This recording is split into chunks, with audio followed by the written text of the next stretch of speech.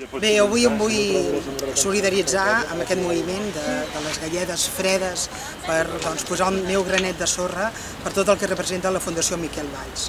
Sobretot perquè moltes vegades aquestes propostes que són globalitzadores ens ensenyen que és veritat, que amb un petit gest podem fer moltes coses, però també és veritat que aquest petit gest ha d'anar acompanyat, diguem-ne, de suport econòmic, no?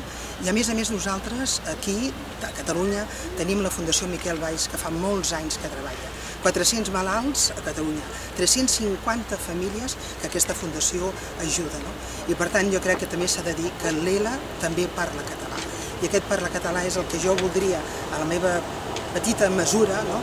Intentar conscienciar tots plegats de que aquest gest de la galleda freda vagi acompanyada de diners i que a més a més siguin capaços de fer una gran xarxa de solidaritat perquè la nostra gent, la gent que pateix molt, i tots els professionals, i l'Enric Maria al front de tots, puguin tenir aquests instruments que fa que cada dia ells mateixos pateixin molt i molt per tot aquest entorn que és tan difícil. Per tot això jo crec que també he de fer com a mínim aquest petit gest. Jo nomino els Amics de les Arts, els 4 components dels Amics de les Arts, el Pep Plaza, l'humorista, i també els regidors de l'Ajuntament de Calella perquè ells mateixos també facin xarxa. Endavant!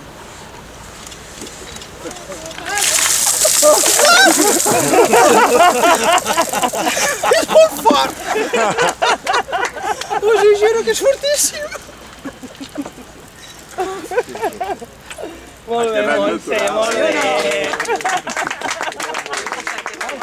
Molt bé, però t'ho juro que és fortíssim! A mi m'aniria bé, eh?